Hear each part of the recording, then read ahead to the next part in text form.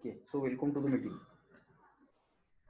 आता audit pack एक requirement आली, म्हणजे मध्यंतरी बऱ्याच चार्टर्ड अकाउंटंट्स किंवा बऱ्याच जे मित्र आहेत की जे ऑडिटच्या ऍक्टिव्हिटीमध्ये इन्व्हॉल्व आहेत, तर त्याने सांगितलं की ही गोष्ट लागते, ही गोष्ट हवी, ती गोष्ट हवी, असं बरंच काय काय चालू होतं. आणि मग शेवटी विचार केला की असं काय करायचं की बाबा प्रत्येकाला एक एक एक द्यायचं. आम्ही आता काय करतो ते सांगतो तुम्हाला. आम्ही काय करतो, कस्टमरला एखादी डेव्हलपमेंट हवी असेल तयार करून देऊन टाकतो त्याला, आणि मग तो कस्टमर त्या आपल्या पीसी मध्ये अटॅच करतो किंवा लॅन मध्ये सगळ्या पीसीला अटॅच करतो आणि ते काम चालू होतं. काही डेव्हलपमेंट असेल, रिक्वायरमेंट असेल. पण एक असा कन्सेप्ट समोर आला की सीएनच्या साठी आणि अकाउंटंट लोकांसाठी दोन असे पॅक बनवायचे. पॅक म्हणजे ज्याच्यामध्ये पॅकेज म्हणून आपण त्याला, की त्या पॅकेजमध्ये त्या पर्टिक्युलर सिनेरिओसाठी लागणाऱ्या सगळ्या गोष्टी द्यायच्या आणि वन टाइम चार्जेस घ्यायचे. मग ते भले मिनिमम असतील. ओके, म्हणजे आज तुमच्यासाठी जी डेव्हलपमेंट केली ती दुसऱ्याला पण हवी आहे. ओके, ती तिसऱ्याला पण हवी आहे. मग प्रत्येकासाठी वेगळं काम करायचं नाही, एक कॉमन बनवून देऊन टाकायचं सगळ्यांना. तर एक असा जस्ट एक कन्सेप्ट समोर आला आणि काही चार्टर्ड अकाउंटंट्सने आम्हाला मदत पण केली काय काय लागतं ऑडिटमध्ये. ठीक आहे, तर त्या अनुषंगाने मी माझे प्रयत्न करून एक पॅक बनवलेला आहे. त्याचा आज तुम्हाला डेमो दाखवतो. तो लेट स्टार्ट. हा माझा लाईव्ह डेटा आहे जो ओपन करून ठेवलेला आहे. एक कंपनी तो ओपन करून ठेवलेली आहे. ठीक आहे, सो फॉर एक टेम्पररी मी अनेक कंपनी ओपन करून ठेवतो माझी. ओके, त्यातली ही आता माझी करंट कंपनी आहे. दाखवतो नंतर. दोन कंपन्या ओपन का करून ठेवल्या ते पण दाखवतो. आता इथं बघा, फाईल लावायची कशी इथून ऍक्च्युली ट्रेनिंग पाहिजे. म्हणजे मला काय जाणवलं की मी ऑडिट पॅक तर बरेच 15, 20, 25 दिवस झालं काय ना काहीतरी अपडेट करून टाकत असतो. मी महिन्यात एखादा अपडेट टाकत असतो त्याच्यामध्ये. पण नंतर लक्षात आलं की लोकांना कळलंच नाही की ऑडिट पॅक नेमका कशासाठी बनवला आणि त्याचा यूज कोणाला होणार आहे. तर मला काल एक सीए असं म्हणते की आमच्याकडे येणारा डेटा रफ असतो, बराच रॉ लेवलचा असतो, मग ऑडिट त्यातनं होत नाही तुमच्या पद्धतीने. त्यांना असं वाटलं की टॅलीचं जे ऑडिट आपण शिकलो होतो, मध्ये काही सेशन्स मी घेतले होते की टॅलीतून ऑडिट कसं करायचं, हे कंप्लायन्स, त्यांना वाटत होतं की हे आपण बनवलेलं आहे. ओके, तर ते सगळं आपण क्लिअर करूया याच एका कन्सेप्टमध्ये. बघा इथं आधी फाईल कशी लावायची हे पण शिकवतो. ओके, जर आता काय झाले की लोक ऍड होतात त्यामुळे मध्ये मध्ये मला ते त्यांना ऍड करावं लागते. कोर्स मी कोण बनवलेलं नाही.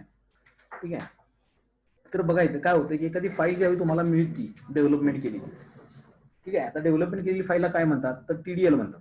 ओके, मी तुम्हाला सगळ्यांना समजून सांगण्यासाठी इथं मी एक एक्सेल फाईल ओपन करून ठेवतो आणि शेअर पण स्क्रीन पण शेअर करू द्यायची. आता कारण काही कन्सेप्ट लिहिल्या तर तुम्हाला पटकन समजते. तर इथं बघा, सॉरी, टीडीएल म्हणतात त्याला, टीडीएल म्हणतात. तर याचं आहे टॅली डेफिनेशन लँग्वेज. ओके, 5 मिनिटात इथे बेसिक कम्प्लीट करून देऊ मला. Tally definition language. आणि ही जी फाईल तयार होती ना, ही तयार होती टीसीपी. टीसीपी म्हणजे टॅली कंपाइल्ड प्रोग्राम. बऱ्याच लोकांना कळत नाही त्या गोष्टी. मुद्दाम मी सांगतोय की काहीच कळत नाही, नुसतं टॅली सोडलं तर काहीच माहित नाही बाकीचं, अशी परिस्थिती आहे.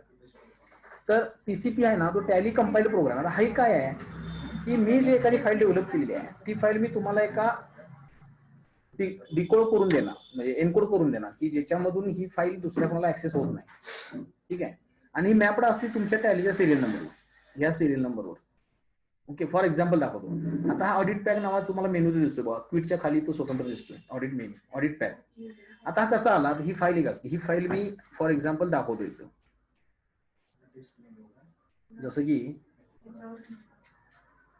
आता बघा, मी माझ्याकडे एका फोल्डरमध्ये पॅक बनवलेला आहे. ओके, फॉर ऑल सी, म्हणजे काही स्पेसिफिक डेव्हलपमेंट करून घेतात सी, आणि मग काही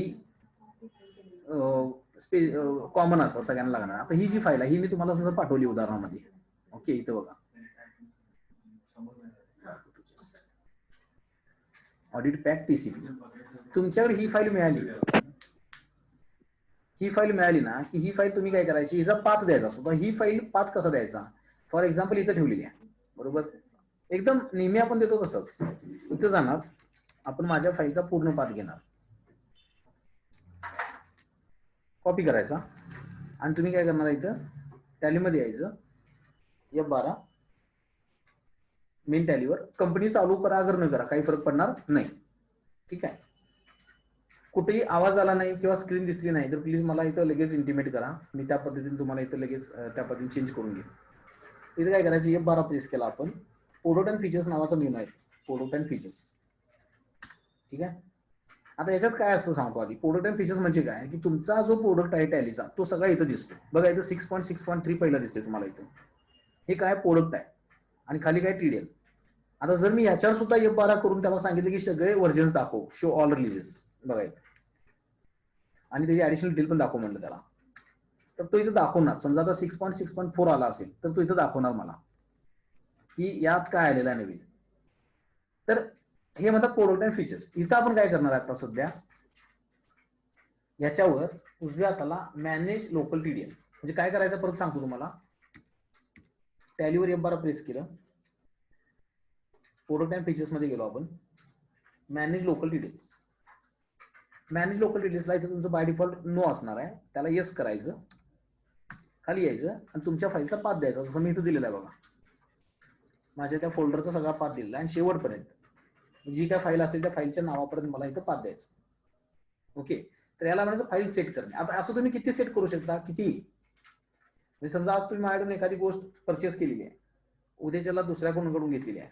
ओके, हे सगळं तुम्ही इथं लावू शकता. आता काही लोकांना वाटेल की एवढा मोठा पाथ द्यायचा कसा, अवघड वाटते. पाथ जर द्यायचा नसेल, तुम्हाला सोपं काहीतरी ठेवायचं असेल, तर ही जी फाईल तुम्ही डाउनलोड करणार आहे ती डाउनलोड केलेली फाईल टॅलीच्या फोल्डरमध्ये ठेवा आणि इथं अखंड पाथ द्यावा लागणार नाही. फॉर एक्झाम्पल इथं नुसतं असं द्यायचं, म्हणजे समजा फाईलचं नाव काय तुमचं, फाईल.tcp असं द्या, ते चालतं.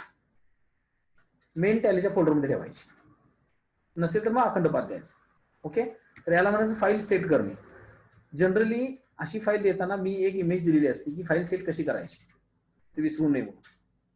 ओके, आता फाईल सेट झाली आपली, तर इथं ऑडिट पॅक लावलो आपण. आता एका ओळीने आपण मुद्दे बघूया की काय काय आपण त्याच्यामध्ये डेव्हलपमेंट केलेली आहे. आता हा कंपाइल्ड प्रोग्राम असतो, अतिशय छोटी फाईलची साईज असते. म्हणजे तुम्ही जर बघितलात तर हार्डली त्या फाईलची जी साईज आहे ती 1-2 KBच्या आसपास असते. तर बघा 16 KB, म्हणजे इतकी सगळी फाईल जी आहे आणि 16 KBची फाईल आहे. ठीक आहे, आता एका ओळीने बघा, या 3 वेबसाईट्स आहेत. वरती बघा हेडिंग दिलेला आहे वेबसाईट, आणि या वेबसाईट्स आहेत. म्हणजे कशासाठी, हे सिंपल आहे एकदम. एखाद्या युजरला पटकन इन्कम टॅक्सच्या वेबसाईटला जायचं आहे, ओके, तर त्याला इथे इन्कम टॅक्सला त्याने एंटर दिला की तो डायरेक्ट इन्कम टॅक्सला जाईल. हे बघा इन्कम टॅक्सला गेला, म्हणजे परत तुम्हाला तिथे लॉग इन बाकीच्या डिटेल्स तुम्हाला तिथे ठेवायची गरज नाही आहे. ओके, म्हणजे क्रोमला जाऊन जीएसटी वेबसाईट म्हणतात जीएसटी वेबसाईटला जाणार, NSDL म्हणतात की NSDL वेबसाईटला जाणार. सो बोलता एंटर द्यायचा. हे बेसिक आहे एकदम. ठीक आहे, आता मग काही मुद्दे मी असं एक बायफर्केशन केले, जसं मला समजते त्या पद्धतीने केलं. टॅक्स ऑडिट, GST, अदर, एक थोडं कॉस्ट सेंटर आणि ग्रुप कंपनी. ओके, आता हे जे फीचर्स मी दाखवतो एका ओळीने, हे सोडून सुद्धा काही फीचर्स आहेत ते. म्हणजे फॉर एक्झाम्पल इथे कसे स्वतंत्र मेनू आहेत प्रत्येकाचे, पण स्वतंत्र मेनू नसताना सुद्धा काही मी युटिलिटी याच्यामध्ये दिलेले आहेत. म्हणजे उदाहरणासाठी दाखवतो आणि मग मी परत इथे येतो. बघा, समजा आपण नॉर्मली काय करतो, डिस्प्ले अकाउंट बुक कॅशबुकला गेलो, आपण एखादं कॅशबुक ओपन केलं. ठीक आहे, फॉर एक्झाम्पल एखादा महिना ओपन केला, आपण काय करतो की याला सिलेक्ट करतो, स्पेस दिला. बघा इथे स्पेस दिला, कलर बदलला आहे, तुमचा ब्ल्यू आहे, माझा रेड आहे. इथं बघा ऑटोमॅटिक 10,000 डेबिट दाखवलेला आहे इथं. ठीक आहे, आता समजा मी यातलं 1,1500 वाउचर सिलेक्ट करतो. इथं बघा नेट अमाऊंट आली 10,000 डेबिट, 1,500 क्रेडिट. अजून तुम्हाला ऍड काय करायचं आहे, याला ऍड करायचं आहे, याला ऍड लेस करायचं आहे, याला ऍड करायचं आहे. ओके, जेवढे तुम्ही सिलेक्ट केलेत तर सगळ्याची डेबिटची टोटल क्रेडिट टोटल ऑटोमॅटिक होणार आहे. आता आपण काय करतो माहिती का, ओके, मी फक्त कन्फर्मेशन साठी विचारतो, कोणतरी एक जण सांगा की साऊंड ओके आहे का, म्हणजे ऐकायला येते का सगळं प्रॉपर. आहे आहे. Okay, okay sir. कोण आहे याच्यामध्ये की ज्यांना हिंदी पाहिजे, कंपल्सरी इंग्लिश पाहिजे. कारण मागच्या सेशनला एक जण कोणतरी म्हणले होते की आम्हाला हिंदी कंपल्सरी रिक्वायरमेंट होती. आय थिंक नाही, ते 2 जण नाही आहेत. वेट, सो हा जो आहे तो काय होतो की आपण नॉर्मली कसं करतो, हीच गोष्ट मला करायची असेल त्या डॅलीमध्ये, तिथं आपण जातो आणि याला अल्ट्रा आर करतो, याला अल्ट्रा आर करणार, मग याला अल्ट्रा आर करणार, रिमूव्ह करणार आणि मग त्याची टोटल बनवणार खाली. हीच गोष्ट आपण इथे कशी बनवलेली आहे. सो सिलेक्ट, जे हवं ते सिलेक्ट करा, त्याची टोटल इथं तुम्हाला बनलेली दिसते खाली.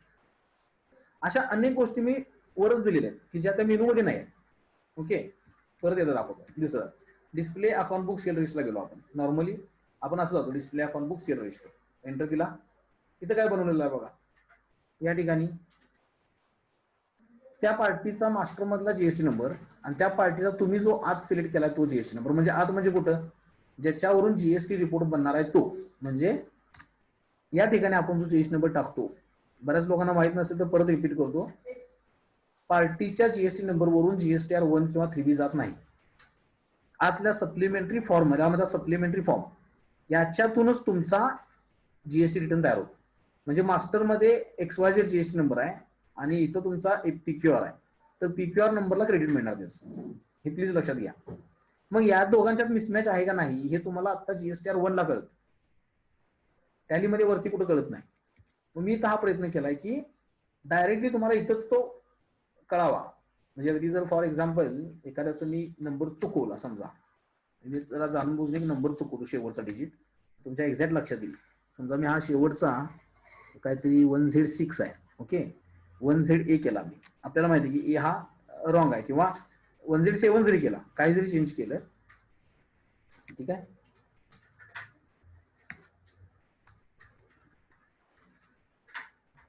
तुम्ही महिना विसरलो कुठला होता ते,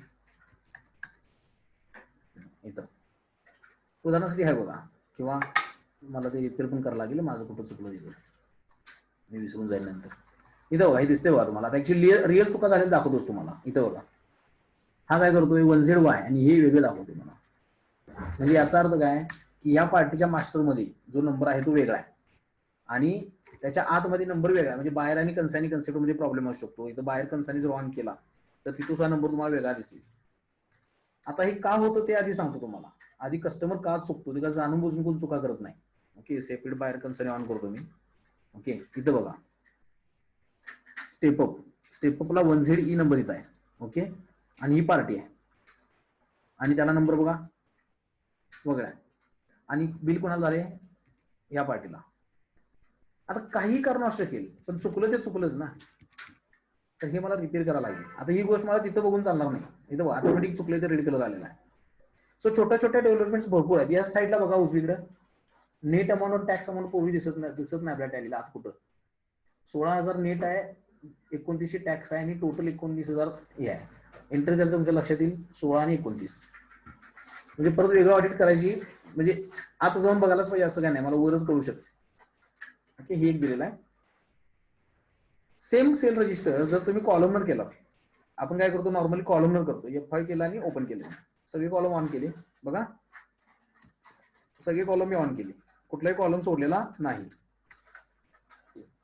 ऍड करतो मी.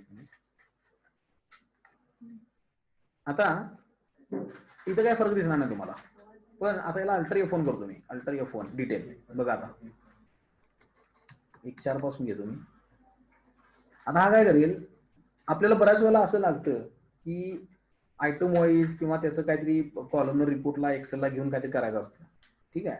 तर मग या आयटमच्या समोर मला त्याचा मास्टरचा जीएसटी नंबर कळत नाही. म्हणजे काय की या आयटमला जीएसटी किती रुपये आहे हे मला इथं कुठंच कळत नाही.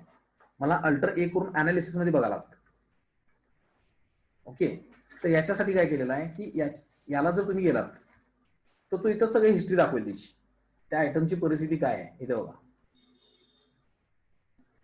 आता इथं बघा मास्टरला 18% आहे आणि इथे घेताना 0 घेतलं गेलेलं आहे जीएसटी व्हाउचर. म्हणजे कुठंतरी काहीतरी मिस्टेक झाले असेल तर मला बघता यावं. हे एक ऍडिशनल दिलेलं आहे, it's not a required by chartered accountants. हे मी एक जस्ट मला असं वाटलं की हे एक्सपोर्ट करून फिल्टरिंग किंवा सॉर्टरिंग करताना एक्सेलमध्ये या आयटमच्या समोर डेट येत नाही, ती डेट वरच्या लाईनला असते बघा. या बिलाचे हे आयटम आहे, या बिलाचा हा आयटम आहे, ओके. ते तिथे यावं, मग त्याची स्टेट कुठली आहे ते यावं तिथंच. त्याचा जीएसटी नंबर येत नाही, तो बाय डिफॉल्ट आयटमच्या समोर यावा, म्हणजे मला फिल्टर करता येईल. ओके, तर यासाठी हे बनवलेलं आहे. आता दाखवतो एक एक ऑडिट पॅकला जाऊया आपण. ऑडिट पॅकला गेलो, ह्या वेबसाईट झाल्या. आता पेमेंट अबोव द लिमिट हा पहिला टॉपिक. आता हे 40A3 सेक्शन पण लिहिता आला असतं, पण सेक्शन लिहायचे नाहीत आपल्याला. पेमेंट अबोव द लिमिट कोणत्याही कारणासाठी वापरू शकता.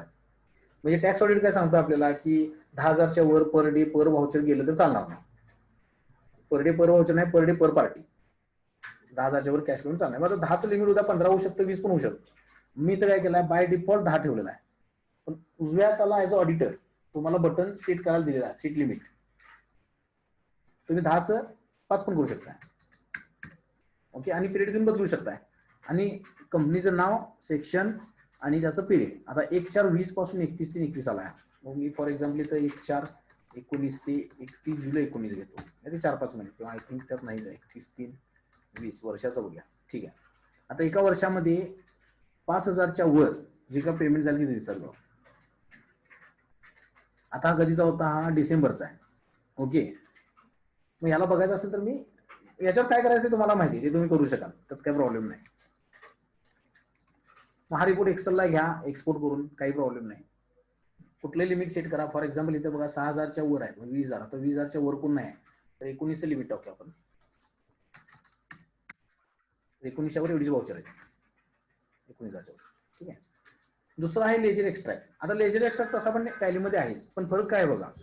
फॉर एक्झाम्पल मी डिस्प्ले अकाउंट बुक लेजर आणि समजा टीडीएस रिसिवेबल लेजर घेतला. टीडीएस रिसिवेबल घेतला 1/4/19 ते 31/3/20. आता म्हणजे अशी असते, आपल्याला काय लागत असते की 26S ला मला क्रॉस टॅली करायचा आहे. आता एक पार्टी अशी 10 वेळा टीडीएस कट करते, बिल वाईज कटिंग होतं, कोण महिन्याची पास करतं, पण टोटल कोण मारणार याची. इथं कुठेही सोल्युशन नाही टॅलीमध्ये की याची पार्टी वाईज टोटल द्या म्हणून. ओके. मग आता पार्टी वाईज टोटल मिळेल तर पटकन मी चेक करेन ना माझ्या 26S ला. बघा आता टोटल किती आहे, 72,000 ओपनिंग आहे, 60,101 रुपये टोटल आहे माझा डेबिट. इथं काय होणार, डिस्प्ले नाही, माझ्या ऑडिट पॅक मध्ये गेलो आपण, लेजर एक्स्ट्रॅक्टला गेलो, बाय डिफॉल्ट कॅश एक्स्ट्रा घेतो. बाय डिफॉल्ट काय तर द्यायला पाहिजे म्हणून कॅश दिलाय मी. याचं पण सांगतो ऑडिट कसं करता येईल. इथं F4 दाबून मी बटन दुसरं लेजर घेणार, टीडीएस रिसिवेबल. आता 1/4/19 ते 31/3/20. आता हे जे 49+10 आहेत, हे आहे माझा टीडीएस रिसिवेबल. आता हा ब्रँच म्हणजे ह्याच्या वाईज पार्टी वाईज माझा माझा सीए इन्स्टिट्यूटने इतका टीडीएस कापलेला आहे आणि टॅली सोल्युशन्सने इतका कापला आहे. आणि याला एंटर दिला तर डायरेक्ट तो काय करणार, त्याचीच फक्त वाउचर दाखवणार. मग अशी कशी परिस्थिती होती की स्टार्ट टू एंड तो सगळे वाउचर एका ओळीने दाखवत होता. आता इथं काय केला, त्याने फिल्टर्ड दाखवला. बघा मला टॅली कडून कधी किती झालेलं दाखव झालं. हे 26 ला टॅली करायला 5 मिनिटाचं काम आहे. ओके. म्हणजे अगदी तुम्ही पूर्ण वर्षाचा, 2 वर्षाचा बघा. आता 3 कंपन्या आहेत. आता हे पुणे ब्रांच वरून टीडीएस झाला. याला एंटर देऊन बघू शकतो, माझी 2 बिलं होती, त्या 2 बिलांचा टीडीएस झाला माझा. ओके. तर अशा पद्धतीने मी याला म्हणतात लेजर एक्स्ट्रॅक्ट. आता लेजर एक्स्ट्रॅक्टचा वापर अजून कसा होतोय बघा, इंटरेस्टिंग पार्ट आहे. मी परत लेजर एक्स्ट्रॅक्टलाच गेलो, बघा कॅश लागली. मी थोडं 1/4/19 ते 31/3/20 करतो. लेजर एक्स्ट्रॅक्ट काय करणार, नॉर्मली कॅशबुक बघताना तुम्हाला व्हाउचर वाईज येतं, म्हणजे व्हाउचर नंबर 1 2 3 4 5 डेट वाईज येतं आणि त्याची टोटल करून मिळत नाही पार्टी वाईज. आता काही नियम असे असू शकतील कायद्यात की एका पार्टीकडून 2 लाखाच्या वर कॅश वर्षात घ्यायची नाही. ठीक आहे ना. मग इथं रिसिप्टला जायचं आणि बघायचं की बाबा 2 लाखाच्या वर काय आलेलं आहे, काय मोठ्या अमाऊंट बघणार मी. किंवा बऱ्याच वेळेला काय लागतं मला की बँकेतून कॅश विड्रॉ किती केली, बँकेतून कॅश विड्रॉ किती केली. मग ते बँकेवाईज मला डेटा बघायचा असेल तर मी तर चेक करू शकतो की त्यात काय आहे का माझ्याकडे तसं. की आता आमच्या केसमध्ये जरा विड्रॉल नसते, आम्ही मोस्टली ट्रान्सफरच करतो सगळं. हे पण कुठं मी कॅश पेमेंट केला असेल किंवा काय केलं असेल तर इझिली बघू शकतो मी. ओके. हे बघा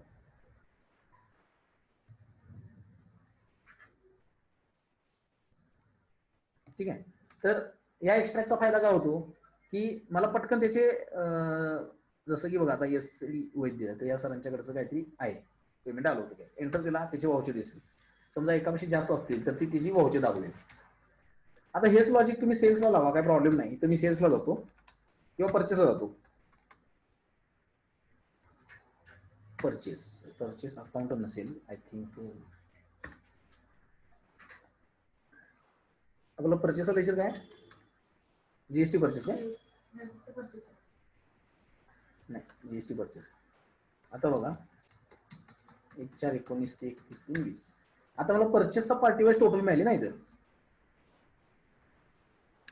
परचेस अकाउंटला डेबिट पडलेली पार्टी वाईज समरी मिळाली, सब टोटल म्हणतो आपण त्याला एक्सेल मध्ये. याला एंटर दिला की याची बिले दाखवणार.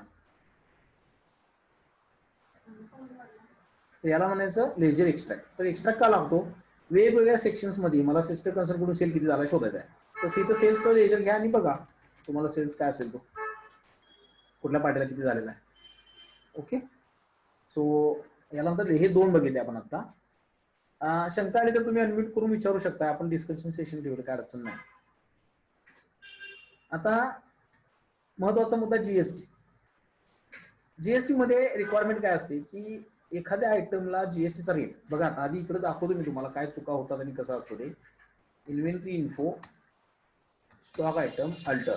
समजा मी एखादा आयटम ओपन केला आणि या आयटमच्या आत मला जीएसटी लावायचा होता. ओके, आता इथे जीएसटी लावलेला आहे. आता आयटम वाईज पण अकाउंटिंग असतं आणि लेजर वाईज पण अकाउंटिंग असतं. पहिली केस घेतली मी item wise. Item wise accounting मध्ये काय होतं, इथे एखादा माणूस येतो आणि उद्या 28% करतो बघा. मग ही 14 झाली आणि एंटर देताना टॅली विचारतं की किती तारखेपासून ऍप्लिकेबल करायचं तुम्हाला. आता काय झालं बघा, युजर कधी वाचतच नाही.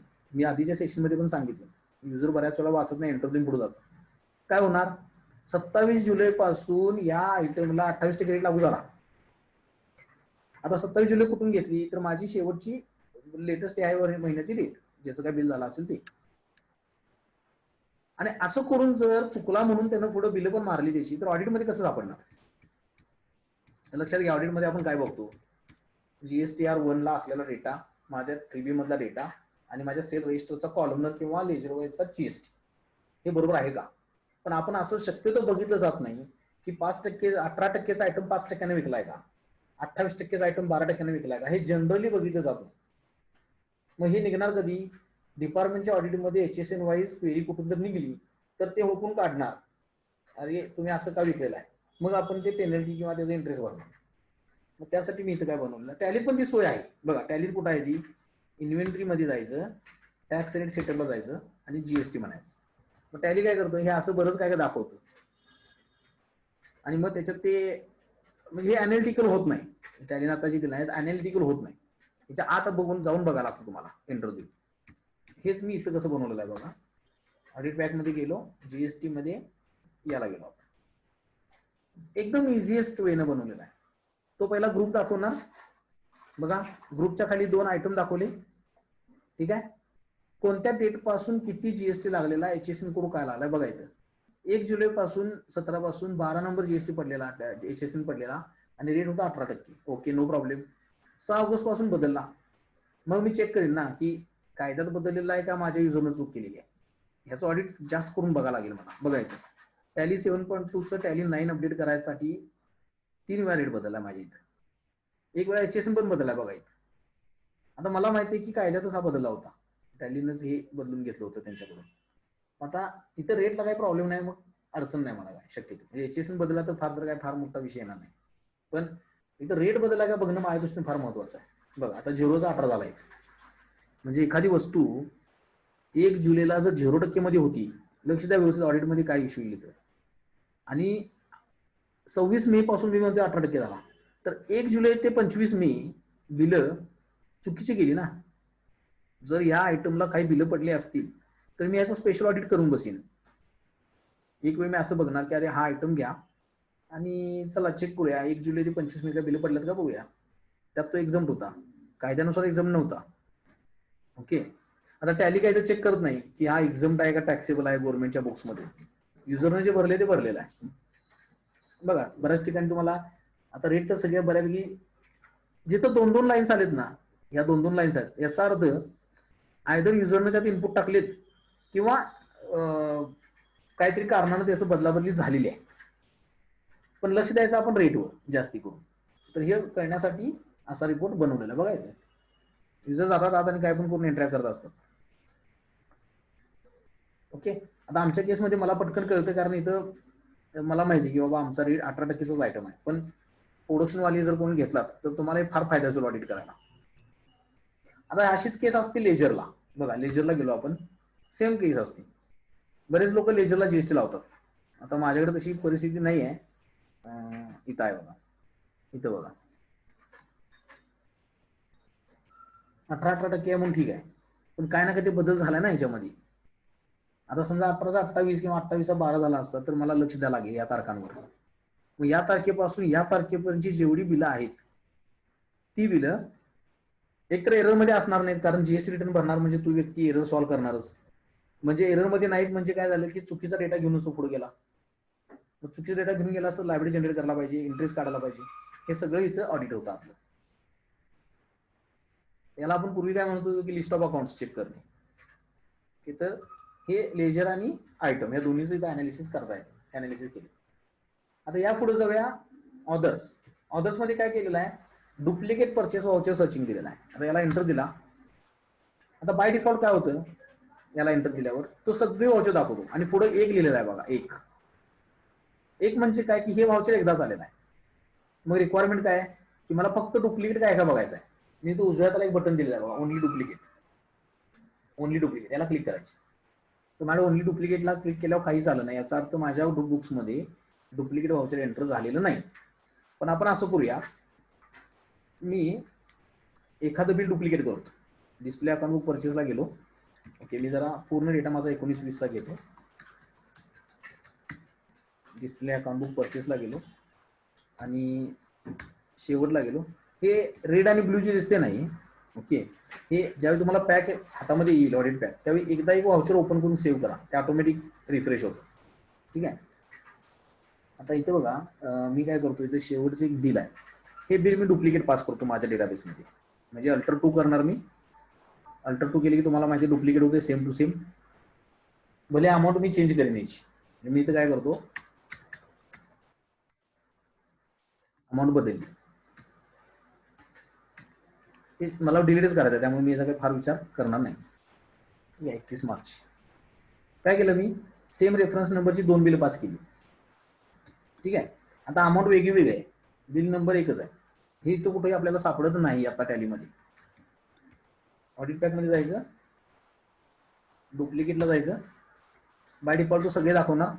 मग अशा आपण बटन दाबलं होतं only duplicate, automatic only duplicate मध्ये दोनदा काउंट आला. हे वाउचर तुमचं डुप्लिकेट झालेलं आहे बघा, सेम बिल नंबर आहे. शो ऑल म्हटलं तर ही सगळी बिल दाखवणार. पण स्पीड कमी होऊ नये म्हणून मी फक्त डुप्लिकेटला एकदा क्लिक केलं की ती तशीच राहते. इथंपर्यंत मी त्याचा विचार करून बनवलेला आहे. इथं तुम्ही जितकी बिलं डुप्लिकेट बनलेली असतील ती सगळी दाखवणार. ओके, फक्त एमटी दाखवणार नाही. म्हणजे समजा एखाद्या बिलाचा नंबरच तुम्ही भरला नसेल, म्हणजे त्या पर्टिक्युलर व्हाउचरला इथे नंबरच भरला नसेल, तर त्याला काय अर्थ नाही. म्हणजे तसं पण ती आपल्याला अलाउड नाही. ओके, सो ही बिल मी फक्त डिलीट करतो माझ्याचं डुप्लिकेट.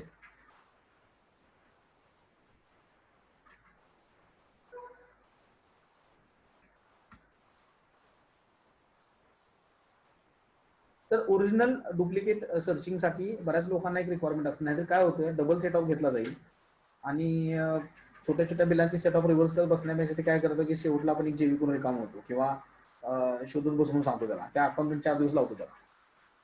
ओके, त्यासाठी हे दिलेलं आहे. फिक्स्ड ॲसेट रजिस्टर एक दिलेला आहे. आता हे रिपोर्ट आहे, ऍक्च्युली हा रजिस्टर नाही आहे, रिपोर्ट लिहिले मी त्याला मुद्दाम. बघा, एंटर दिला तर त्या पिरियडमध्ये म्हणजे 1/4/19 ते 31/20 मध्ये मी कोणत्या ॲसेट्स परचेस केल्या त्याचा जो डेटा दाखवेल. पण पहिला समरी दाखवणार बघा, व्यवस्थित समजून घ्या. पहिला समरी दाखवणार आणि अल्टर फोन केला तर त्याची डिटेल दाखवणार. आता ही डिटेल विथ डेप्रिसिएशन आहे. मी तुम्ही तर बघत असाल, इथं बघा काय काय दाखवले. कॉलम डेट आहे, पार्टीचं नाव आहे, व्हाउचर टाईप आहे, नेट ॲडिशन म्हणजे त्या ॲसेटला डेबिट झालेली आहे. ओके, डेप्रिसिएशन रेट कंपनी ॲक्टचा आणि पुट टू यूजची डेट. ओके, आणि कंपनी ॲक्टचं डेप्रिसिएशन. ठीक आहे. तसं इन्कम टॅक्स बिलो आणि अबो 180 आहे का अबो बिलो 180 आहे ते लागतं आपल्याला, आणि त्याचा रेट. आता हेच थोडंसं मी पिरियड बदलतो इथं आणि 31/3/21 करतो. तर माझ्या पुढच्या ॲसेट इथं आहे. आता रेट कुठं भरायचं डेप्रिसिएशन ते पण दाखवतो. एका एंट्रीला जातोय आपण आत. जी काय ॲसेट आहे, समजा आता ही ॲसेट आहे आपली, इथं मी भरायला दिलं आहे तुम्हाला कंपनी ॲक्ट आणि इन्कम टॅक्स. एक उदाहरणासाठी भरलेला आहे. तुम्ही तुमच्या इथं जे काय कायद्यात असेल ते भरा. ओके, आता इन्कम टॅक्स भरताना पूर्ण डेप्रिसिएशन भरायचं. समजा आता 15% फर्निचरला तर 15च भरा. तो अबो आणि बिलो चेक करून 7.5% करू 6 महिन्याच. हे तुम्हाला काय करायला लागणार नाही.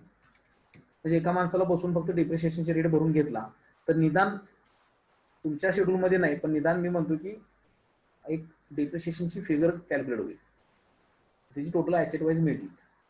अल्टर फोन केला तर निघून जातो, फक्त ग्रुप दिसणार. ओके, तर हे एक फिक्स ॲसेटसाठी बनवलेलं आहे. एक अटॅचमेंट्स नावाचं एक बनवलेलं आहे. अटॅचमेंट्स म्हणजे काय आहे, आता एक कोरोनाच्या याच्यामध्ये बरेच लोकांनी सॉरी ही अटॅचमेंट नव्हता, ऍड्रेस बुक आहे. ऍड्रेस बुक बघा आणि मग अटॅचमेंट दाखवतो. हा नवीन बनवला. ऍड्रेस बुक कशासाठी, हा सिम्पल आहे की बऱ्याच लोकांची डिमांड असते की हे GST number, address, phone number, email ID सगळं पाहिजे. ओके, तो बाय डिफॉल्ट कुठल्या ग्रुपचा आलाय बघा, सनरी डेटर्सचा. तुम्हाला ग्रुप बदलायचं तर उजव्या बटन दिलेला आहे, सनरी क्रिएट. ज्याचं हवं त्याचं घ्या, त्याची जीएसटी नंबर चेक करा, त्याचं काय तुम्हाला पॅन नंबर पाहिजे, काय पाहिजे ते सगळं इथून घ्या, एक्सपोर्ट करा एक्सेलला, काही प्रॉब्लेम नाही. ओके, ॲज इट इज एक्सेलला एक्सपोर्ट. मुद्दाम कलर असा दिलेला आहे की वाचता यावं व्यवस्थित. अटॅचमेंट, आता अटॅचमेंट कशासाठी दिलेलं आहे ते सांगतो तुम्हाला. काय होतं, समजा आता तुमचा क्लायंट रिमोटली बसलेला आहे कुठंतरी पुण्यामध्ये आहे किंवा तुमच्यापासून एक 25 किलोमीटरच्या अंतरावर आहे. आता तिथून तो काय म्हणतोय की एकदा बघून घ्या तुम्ही, एकदा नजर मारा. आपण डेटा चेक केला, ओके. मग आता वाउचिंग लेवलला आलं, मग सगळं ओके आहे, आपण त्याला सांगितलं एवढ्या एंट्रीज करून पाठवून द्या. आता तो काय करतो, डेटा पाठवून देतो आणि त्यावर फायली पाठवून देतो. आता फायलीला हात लावणे सुद्धा आता या याच्यामध्ये म्हणतात की नको आहे, आम्हाला काही सीनची डिमांड आली की आम्हाला ते नको आहे. ते लोक तिथे स्कॅन करू देत, त्यांच्या ड्राईव्हला ठेवू देत, गुगल ड्राईव्हला किंवा कुठेही, आणि आम्ही त्याला क्लिक केली की आम्हाला डेटा दिसायला पाहिजे अटॅचमेंट. मी कसं करायचं ते दाखवतो. क्लायंट काय करणार ते सांगतो आधी, मग आपला रिपोर्ट दाखवतो. क्लायंट काय करणार, वाउचरला जाणार. म्हणजे फॉर एक्झाम्पल दाखवतो, मी एखादं सेल बिल घेतलं, ठीक आहे, लास्टचं सेल बिल घेतलं मी. तर इथं बघा खाली, इथं फाईलचा पाथ. आता फाईलचा पाथ तुम्ही कॉपी पेस्ट करू शकता किंवा दाखवतो तुम्हाला. आता एखादा जेपीजी फोल्ड हे घेतो मी, बघा व्यवस्थित. मी 2 फाईल दाखवतो करून. ओके,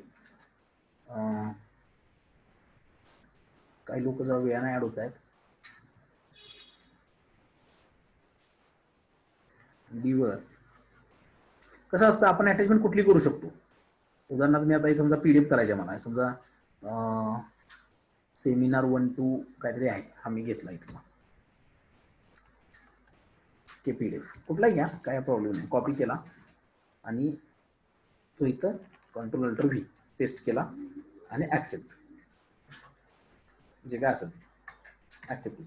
आणि वाउचर मारता तुम्हाला तो बघायचा असेल, समजा हा बघायचा आहे, तुम्ही वाउचरच्या आत गेलेला आहे, तर याला फक्त शोला क्लिक करा. इथे शोला क्लिक केला की तो पीडीएफ ऑटोमॅटिक ओपन होईल. ओके, आता हे झालं वाउचरच्या आत असताना. ओके, थोडा अजून एक लावूया आपण. या बिलाला एक जेपीजी फाईल लावूया आपण. ओके, जस्ट मिनिट, मला इथे जेपीजी लाईव्ह सेशन आहे, मी कुठला आधी हे बनवून ठेवलं, इथे जेपीजी आहे बघा. कॉपी, आता ही फाईल मी या बिलाला लावतो. हे क्लायंटनं करायचं काम आहे. बरं, एका लोकलच फाईल लावायला पाहिजे असं का नाही, तो गुगल ड्राईव्हची पण फाईल लावू शकतो बघा. गुगल ड्राईव्हचा पाथ घ्यायचा त्या फाईलचा आणि ती लिंक इथं कॉपी पेस्ट करायची. म्हणजे फार तर तुम्हाला इथे दाखवतो मी. या इनव्हॉइसला मी काय करतो, इथं google.com टाकतो. google.com. ओके, आणि याला पाहिजे इन्कम टॅक्स घ्या किंवा जे काय असेल ते.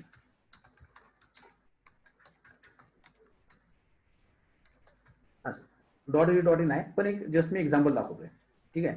किंवा अगदी वाटलं तर मी ते डी ड्राईव्ह टाकतो, नुसतं डी कोलन. बस, आता 1, 2, 3, 4 बिलाला आपण हे लावलेलं आहे. आता बघा 31 मार्चची बिल आहे. आता काय होईल, ऑडिट पॅक मध्ये आलो आपण, अटॅचमेंट्सला आलो.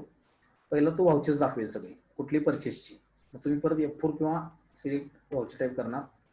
सेल्स बघायचा मला, सेल्स घेतला. ओके, किती तारखेचा होता, मला 31चा बघायचा होता, ठीक आहे. इथं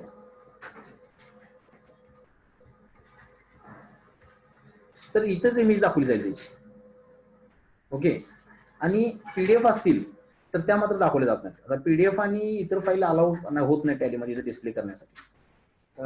पीडीएफ चालत नाही किंवा वर्ड एक्सेल चालत नाही, पण तुम्ही तिथं क्लिक करून ओपन करू शकता. ओके, पण हे अटॅचमेंट त्यासाठी आहे की तुम्ही असं अपेक्षित आहे की लोकांनी इथे यावं, ओके, आणि असं स्क्रोल करत बसावं खाली आणि एक वाउचर डिस्प्ले होणार असं या पद्धतीने. तो खाली आला आणि हेच वाउचर बघून स्क्रीनला चेक करावं. आपल्या प्रिंटआउटला, असं एक अपेक्षित आहे. पण बघू आता लोक घेतपत ते स्कॅनिंग आणि हे करतील माहित नाही. डिमांड तरी आहे म्हणून मी बनवलेलं आहे. आणि मी म्हटलं तसं तुम्हाला ते एखादं हे ओपन करायचं असेल, ओके,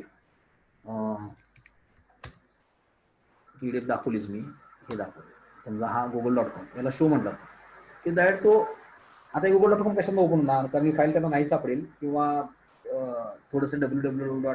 हे टाकलात तर तुम्हाला तो पाथ ओपन होईल. किंवा फॉर एक्झाम्पल मी ऍक्च्युली असं आहे google.com, असं तर असं टाकायला लागेल.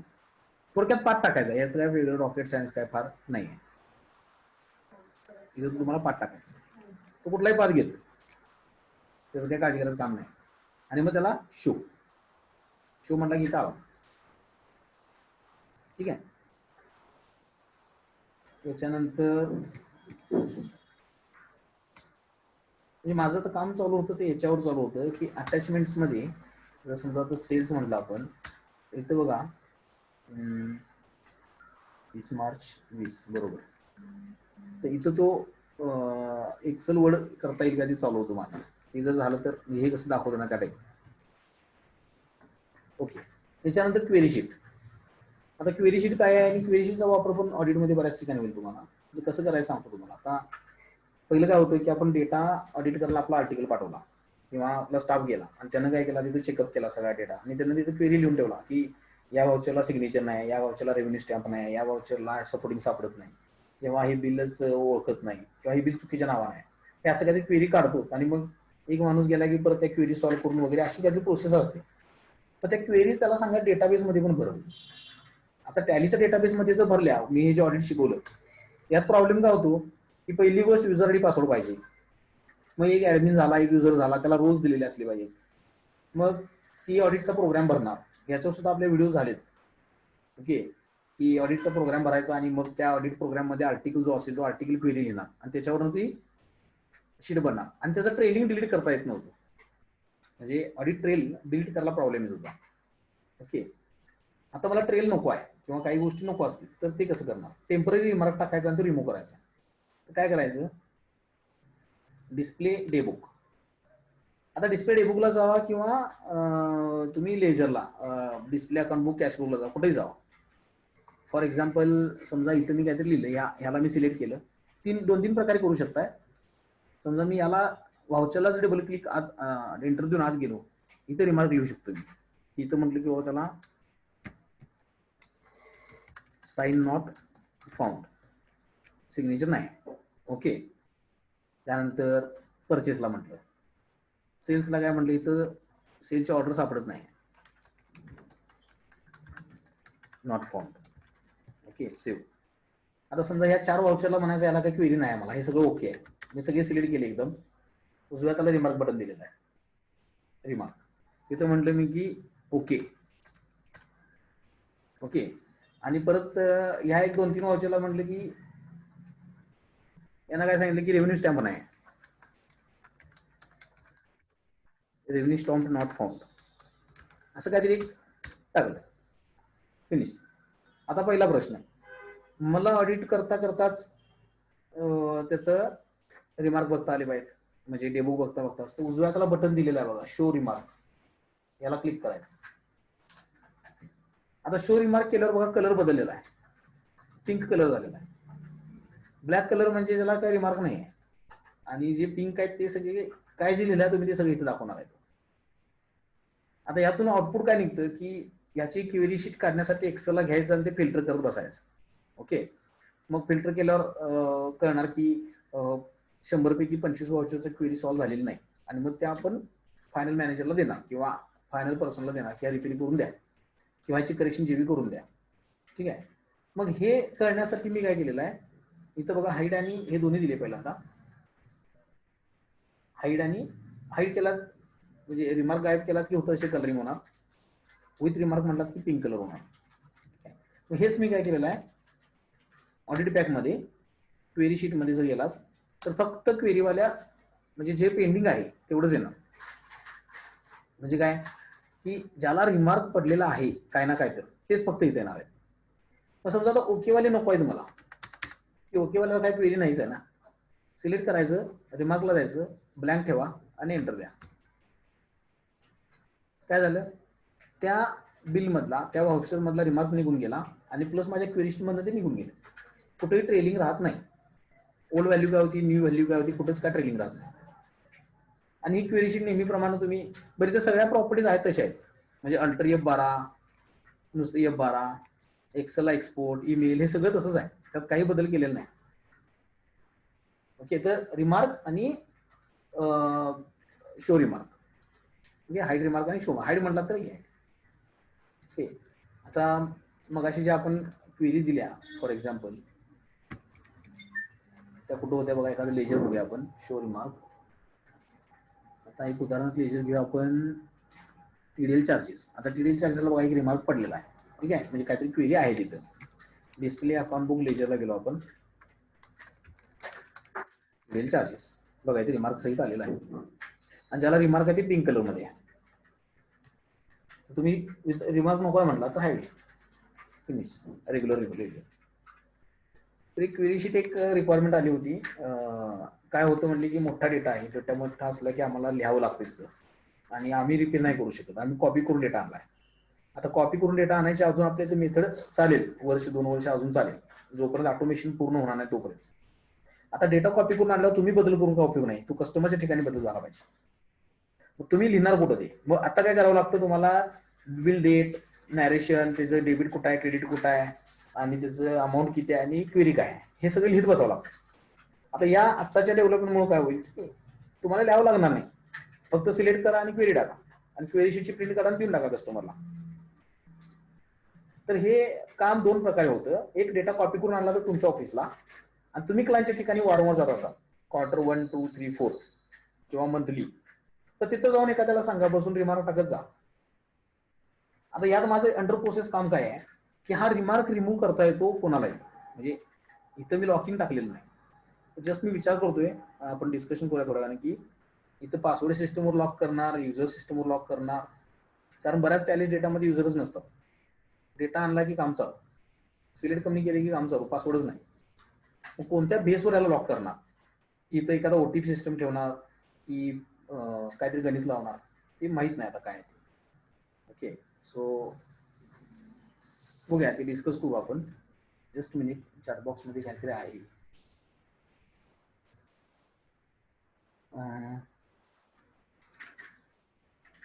त्यांच्याकडे पीडीएल पाहिजे, हो बरोबर.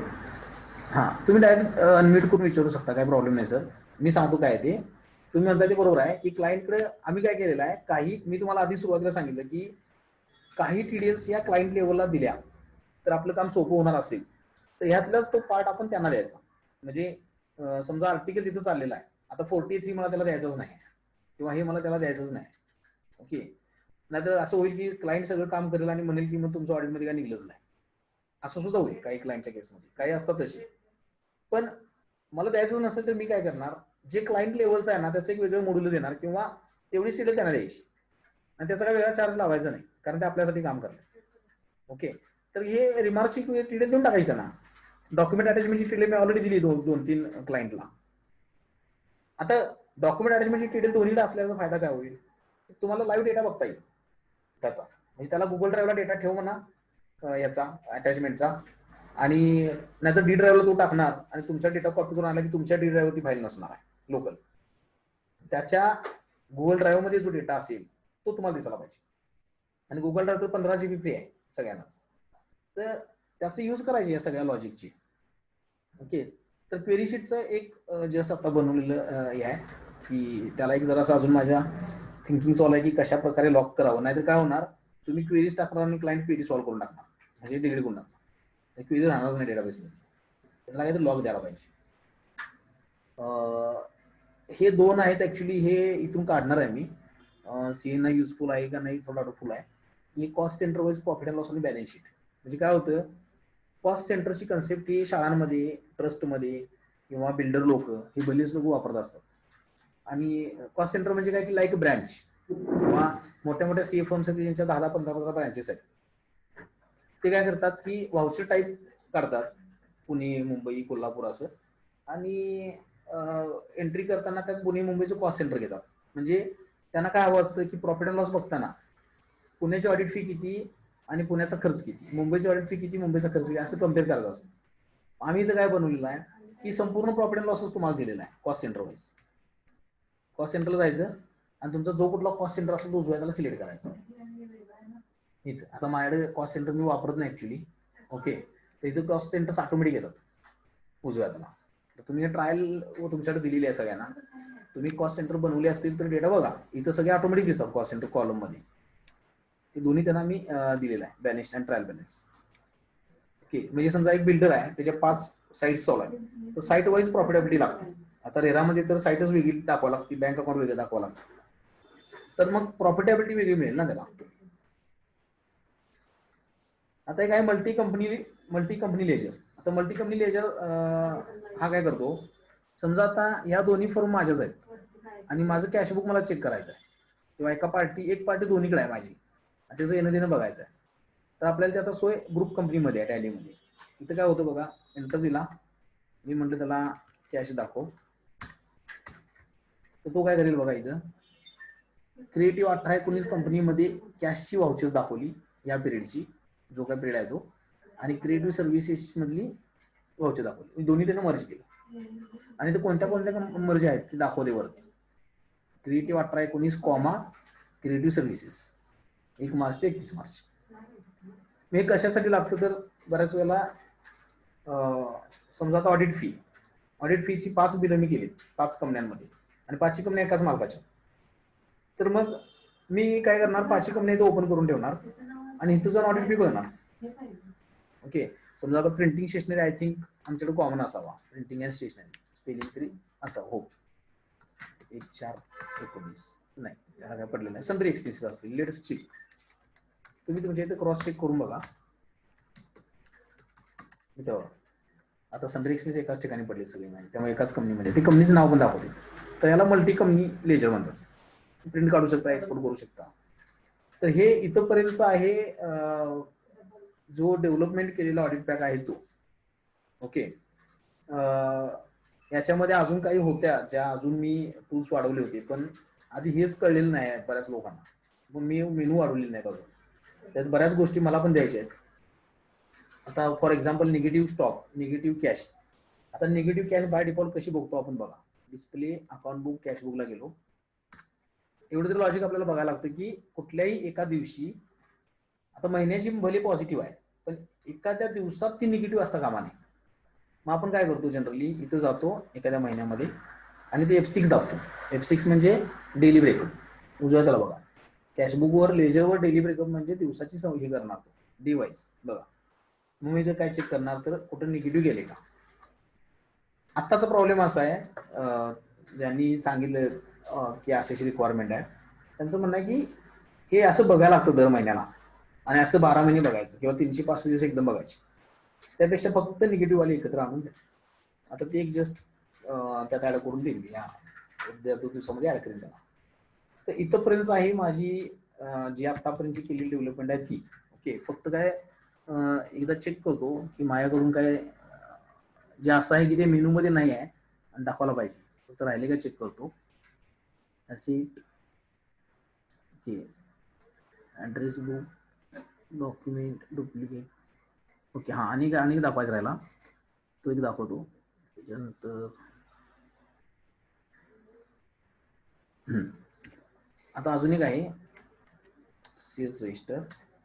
बऱ्याच वेळेला अशा पण मिस्टेक झालेल्या आहेत की इथं कॅश न बिल केलेलं आहे, ओके, आणि आत ज्या डिटेल्स आहेत त्या भरल्याच गेल्या नाहीत, किंवा अशी केस झालेली आहे की पार्टीला बिल करताना जीएसटी नंबर नव्हता पार्टीचा आणि नंतर पार्टीने दिला, मग आपल्या अकाउंटंटने काय केला, इथं जाऊन तो भरला, पण इथं भरल्यामुळे बिल रिपेअर होत नाही. लक्षात घ्या, बऱ्याच लोकांचा समज आहे की मास्टर अपडेट केले की ऑटोमॅटिक बिल पण रिपेअर होतं, तसं होत नाही. मास्टरमध्ये चेंज केला की फिडिंग केलेलं बिल मॉडिफाय होत नाही, नवीन बिल मॉडिफाय होतात तिथून पुढची. मग या केसमध्ये आम्ही काय केलेलं आहे, याला तुम्ही सिलेक्ट करायचं सगळ्याला, ओके, अशा बिलांना, किंवा ऑल सिलेक्ट करायची आणि उजव्या त्याला अपडेट स्टेट एक अपडेटचं एक बटन दिलं आहे, सेट ऑटो जीएसटी नंबर. याला जर क्लिक केली, मी तर करत नाही कारण माझा लाईव्ह डेटा आहे, याला जर तुम्ही क्लिक केलं तर मास्टर मधला जीएसटी ऑटोमॅटिक उचलणार आणि तो त्या आतल्या डिटेलमध्ये टाकणार. ओके, म्हणजे फॉर एक्झाम्पल आय थिंक याला चेक करूया आपण. आता काय याला चेक करायला प्रॉब्लेम नाही. आम्हाला बऱ्याच लोकांची डिमांड असते की बिल माझ्या नावानं करा आणि जीएसटी त्यांना द्या. म्हणजे खरंच त्याला आता इथे बघा, त्यांनी जीएसटी नंबर खरोखर हा आहे का हा आहे मला चेक करायला लागेल. C1ZJ आणि ओके, हे चेक करायला लागेल मला की खरंच चुकलेलं आहे का बरोबर आहे. ओके, तोपर्यंत मी करून चालणार नाही. तर तुम्ही फक्त काय करायचं, इथं क्लिक करायचे आणि बटन दाबायचं. तो काय करणार, मास्टरमध्ये जाऊन तिकडचं जीएसटी उचलून इथं आणून टाकणार आणि तुमची सगळी वाउचर 5 मिनिटात रिपेअर होणार. तर अतिशय सोपा प्रोग्राम आहे. जिथं कॅश काउंटर आहे, पण कॅश घेताना लोकांना त्याचा सेटअप पाहिजे. जसं स्टेशनरीवाला असेल, लोक कॅशनं बिल करून घेतात आणि म्हणतात की माझ्या नावानं सेटअप दे. ओके, मग आम्ही काय ट्रेनिंगमध्ये शिकवलेलं आहे की अशा केसमध्ये तुम्ही काय करायचं आहे, इथं कॅश घ्यायचं आणि आत जाऊन ज्याला सेटअप तुम्हाला द्यायचा आहे, जो तुझा युटिलाइज करणार ITC, त्याचं नाव इथं टाका, जो कोण असेल तो सप्लायर किंवा बाहेर जो कोण आहे तो, आणि त्याचा जीएसटी नंबर टाकायचा जो काय, तर त्याला GSTR1 मध्ये इथून उचलणार आहे. ओके, पण मग काय होतं की ती पार्टी 6 महिन्यानं आली आणि म्हटली की अहो माझा नंबरच द्यायचा विसरला आणि आतापर्यंत तुमची 100 बिल मला मिळाली आहे. मग काय करणार? तर ती अपडेट होण्यासाठी ही कन्सेप्ट आहे. ती 100 बिल हाताने रिपेअर करत बसायची गरज नाही. अशी सिलेक्ट करायची आणि करून टाकायचं बटन. ओके, सो इथंपर्यंत तरी मी दाखवलेला आहे. एक वेळ फक्त स्क्रीन समोर ओपन करतो आणि तुमच्या क्वेरीज घेतो. काय तुम्हाला विचार असेल तर विचारा मला. आपला आवाज अनम्यूट करा आणि तुम्ही विचारू शकता काय समजलं नसेल तर.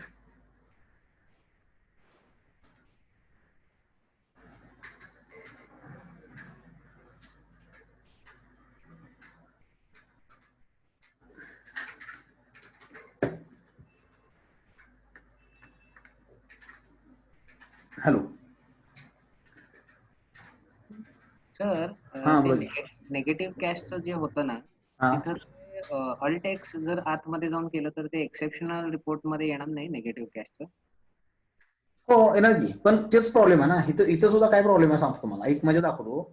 डिस्प्ले मध्ये गेलो, एक्सेप्शनलला गेलो समजा आणि निगेटिव्ह लेजर्सला गेलो आपण, बरोबर. आता निगेटिव्हला गेलो आणि समजा इथं कुठे निगेटिव्ह लेजर आहे का निगेटिव्ह कॅश वेगळा आहे बघा. नाही, इव्हन DAC केलं आणि तिथं पण एक आहे नाही बघा. सांगतो की प्रॉब्लेम काय सांगतो मला. इथं निगेटिव्ह लेजर्सला कॅश, आता कॅश नसणारा सोडा, याचा ड्रॉबॅक काय सांगतो तुम्हाला. त्याला ग्रुप वाईज बघता येत नाही. म्हणजे त्याची डिटेल जी आहे ना, फॉर एक्झाम्पल म्हणजे त्याला गेलं ना आत की त्याची माझ्या निगेटिव्ह नाही आहे म्हणा, माझ्या डेमो डेटा आहे, एक त्याला ड्रॉबॅक आहे. तिथे एक प्रॉब्लेम आहे त्याचा इथं.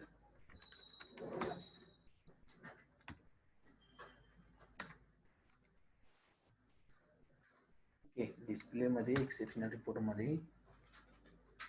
Negative ledgers cash. आता बघा 5,45,000 निगेटिव्ह आहे, बरोबर. आता हे काय झाले की डेबिट असायला पाहिजे तर क्रेडिट आहे म्हणून त्यांनी दाखवला. आता इथं काय होतं माहिती काय की त्यांनी मला दाखवलं होतं याच्यामध्ये प्रॉब्लेम सांगा. इथं ते एक्सेप्शन्स बटन आहे बघा ते. हो, पण इथं कुठेतरी अडचण आहे सांगतो तुम्हाला. याच्यात नेमकी कुठे गेली ती कळत नाही ना. इथं रनिंग बॅलन्स करायला लागतो मला. रनिंग बॅलन्स, बरोबर. आता रनिंग बॅलन्स केला की असं दाखवेल तुम्हाला. तो या वाउचर पासून निगेटिव्ह झाला, बरोबर ना. पण एक्झॅक्ट ह्याच तारखेला निगेटिव्ह होती आणि ह्या तारखेला म्हणजे डे वाईज, थोडक्यात वाउचर वाईज नाही. मग हे आता आपण कॅशबुकला पण काढू शकतो. इथे एवढ्या द्यायची गरज नाही. त्यामुळं मला पर्टिक्युलर हे बघा, आणि त्याला ह्याला एक ड्रॉबॅक आहे. जस्ट मी परवा शेअर केला होता. हा, ग्रुप हे बघा, इथं ग्रुपला करता येत नाही. हे बघा, आता याला ग्रुपला केलं ना, आता बघा 5,45,000 निगेटिव्ह आहे, बरोबर. किंवा एखादा बॅलन्स बघून घ्या डेटरचा, आणि याला ग्रुपला केलं ना की हा जो रिपोर्ट येतो ना, हा फक्त निगेटिव्हचा येत नाही, हा सगळा येतो लेजर वाईज. हा, म्हणजे मला आता काय पाहिजे की डेटर्स क्रेडिटर्स समजा पाहिजेत, सन्ड्री डेटर्स मला एकत्र पाहिजे. हे ABCD आलं सगळं. आता डेटर्स असे पाहिजेत की ज्याचा बॅलन्स क्रेडिट आहे उलटा. तर मी तर ग्रुपला करून अपेक्षा असते की मला ग्रुप करून इथे यावं ते. पण आता ट्रेडर्स मध्ये जर गेलं ना आपण तर ते सगळे दाखवतो. ओके, डेबिट वाले पण दाखवतो आणि क्रेडिट वाले पण दाखवतो. हा एक ड्रॉबॅक आहे बघा. डेबिट वाले पण दाखवतो. ऍक्च्युअली आलोय कुठून आपण, एक्सेप्शनल रिपोर्ट निगेटिव्ह मध्ये. मग हे दाखवायची गरज नव्हती त्याला. बरोबर. तर हे एक जरा बाय डिफॉल्ट एक इथं ड्रॉबॅक आहे. त्यामुळे तो रिपोर्ट मी जस्ट वेटिंग ठेवला, तो करालोय. लगेच जॉईंटली तुमच्या ह्यालाच एक सोल्युशन म्हणून अनेक सांगतो. मी मागच्या एका सेशनमध्ये शिकवलं होतं की डिस्प्ले ट्रायल बॅलन्स किंवा डिस्प्ले बॅलन्स शीट किंवा प्रॉफिट अँड लॉस करताना ओके तुम्ही अल्ट्रा F12 की वापरताच नॉर्मली सगळेजण, तर कंट्रोल F12 की पण वापरून बघा.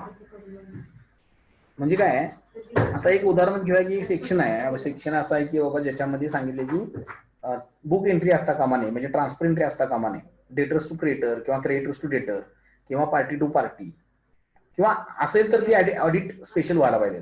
समजा असा एक काहीतरी क्लॉज आहे, तर तुम्ही असं शोधून कसं काढणार की पार्टी टू पार्टी जेवी झालेली आहे का नाही, किंवा डेटर्स टू डेटर्स किंवा क्रिएटर्स टू क्रिएटर झालेले आहे का नाही. ओके, मग त्यासाठी काय करावं लागेल मला, आपला बेस काय ऑडिटचा की जर्नल, म्हणजे मी काय चेक करणार की जर्नल असता कामा नये, बरोबर. म्हणजे की एरिया माझा झाला जर्नल. आता मला जर्नलचा ट्रायल बॅलन्स चेक करायचा आहे. म्हणजे ट्रायल बॅलन्स हा कशाचा असतो, जनरली प्रत्येक लेजरचा closing balance, opening, debit, credit, closing. पण मला आता ट्रायल बॅलन्स असं बघायचा आहे की जो फक्त जर्नलचा आहे. मग इथं कंट्रोल F12 उपयोगी पडतो तुम्हाला. कंट्रोल दाबून F12 दाबा आणि इथं काय सांगा, मग इथं काय पण चेक करू शकता तुम्ही. म्हणजे पार्टी वाईज पण बघू शकता, आयटम वाईज पण ट्रायल बॅलन्स बघू शकता. म्हणजे समजा टीव्ही विकणारी कंपनी आणि वॉशिंग मशीन पण विकत्या, तर फक्त टीव्हीच्या रिलेटेड ट्रायल बॅलन्स काय ते पण काढू शकता इथून.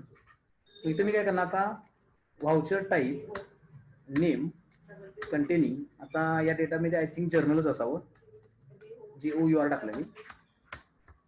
आता हा जो ट्रायल बॅलन्स समोर आला तुमच्या, हा फक्त जर्नलचा ट्रायल बॅलन्स आहे. जर तुम्ही आज कुठेही एंटर दिलात तर हे जे काय, सॉरी स्टॉकला दिला मी चुकून एंटर, इथं बघा सनरी क्रिएटर एंटर दिला, आउटस्टँडिंगची जीवी मारल्या, म्हणजे कुठली मे बी त्या ह्याची फॉरेक्सची, ओके, किंवा सनरी डेटर्स इथला बघा. ओके थांबा, डेटाचा टाइमिंग हे तुम्ही तुमच्या इथं एकदा ट्राय करा.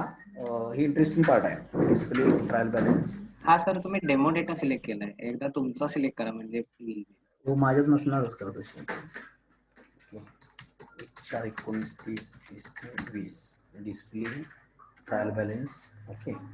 आणि इथं कंट्रोल F12, त्याला सांगितलं की voucher type name containing journal. ठीक आहे, आता जर्नल बघा, आता डिपॉझिट ऍसेट्स मध्ये जर्नल पडली आहे, ओके. एंटर, इथं गेलं तर एंटर जर्नल आहे, ओके. किंवा डेटर्सला, आता माझ्याकडे कुठं आहे का, मी जस्ट आता समोर आहे म्हणून बघतो. आता ड्युटीज अँड टॅक्सला जेवी पडले, ओके नो प्रॉब्लेम, ते असू शकते, ओके. कमिशन आहे, म्हणजे आता मी लक्षात घ्या, आता मी इथं ऑडिटचं लॉजिक लावू शकतो की बाबा हा चला मला इथं बघायचं आहे. आता डिस्काउंट ऑन सेल्स जर्नल पडलेली आहे, मग डिस्काउंट ऑन सेल्सला मी GST इम्पॅक्ट लावला की नाही बघू, लक्षात. म्हणजे आता पटकन ऑडिट झालं ना माझं, बरोबर. रिव्हर्स. तर हे कंट्रोल F12 आहे ना, ही की खतरनाक आहे एकदम. म्हणजे तुम्ही ह्याला काय असतं की रेंज आणि व्हॅल्यू दोन प्रकार आहेत. अल्ट्रा F12 म्हणजे रेंज, तुम्ही सांगताय की मला असे लेजर पाहिजे ज्याचं नाव XYZ आहे. आणि कंट्रोल F12 काय करतो की मला अशा वस्तूंचा ट्रायल बॅलन्स बघायचा आहे, अशा लेजरचा ट्रायल बॅलन्स, अशा वाउचरचा ट्रायल बॅलन्स बघायचा आहे, बिअँडल बघायचा आहे, बॅलन्स शीट बघायची आहे, ओके. तर तेवढंच दाखवणार. म्हणजे माझ्याकडे जर आता तुम्ही बघितला तर स्टॅटिस्टिक मध्ये जर बघा, फॉर एक्झाम्पल बँक रिसिट नावाचा माझ्याकडे वाउचर टाईप आहे, बँक रिसिट, हा मी कॉपी केला. आता मला असा ट्रायल बॅलन्स पाहिजे की जो फक्त बँक रिसिटच्या संदर्भात डेबिट क्रेडिट आहे. म्हणजे मी विचार केला तर कॅश फ्लोला काढू शकतो यात. कंट्रोल F12 केलं, okay. Voucher type name containing फक्त बँक रिसिट. आता बँक रिसिट मधून इम्पॅक्ट झालेलेच लेजर फक्त इथे येणार आहेत. म्हणजे आता मी असं करेन, ओपनिंग दाखव, इनवर्ड दाखव, डेबिट क्रेडिट दाखव, सगळंच. आणि मग असे दिसतील मला की ज्याच्यामध्ये फक्त बँकेच्या रिसिटमुळे एंट्री आलेली आहे. एकदम इझी ऑडिट होऊ शकतो आणि फिल्टर्ड. सो हे पण चेक करा. ओके, अजून काही क्वेरी असेल तर प्लीज सांगा. होप की ऑडिट पॅक सगळ्यांना समजला असेल. तुम्ही वापरा, मी सगळ्यांना आता सध्या फ्री दिलेला आहे. याला चार्ज लावलेला नाही मी, कमर्शियल्स 5 मिनिटात सांगतो काय होतील ते. पण याच्यात काय समज नसेल, आणि प्लस असं पण सांगा की अजून यात तुम्हाला काय हवं असू शकतं की ऑडिट करताना रिक्वायरमेंट काय असू. काम सोपं होण्यासाठी. आणि असं कन्सिडर करा की डेटा अनऑर्गनाइज्ड आहे, कस्टमरचा डेटा एकदम रफ आहे, गार्बेज आहे आपल्या भाषेत, असा डेटा आहे की त्यात काही ना काहीच सळ नाही. अशा माणसाचं ऑडिट करण्यासाठी काय करावं लागेल सोपं, ते मी ट्राय करतोय तुम्हाला द्यायचं. कुणी सांगू शकता सजेस्टेड, काही प्रॉब्लेम नाही. तर तुम्हाला स्वतः अनम्यूट करावं लागेल स्वतःला. इथं माझ्याकडे अनम्यूट करता येत नाही तुम्हाला.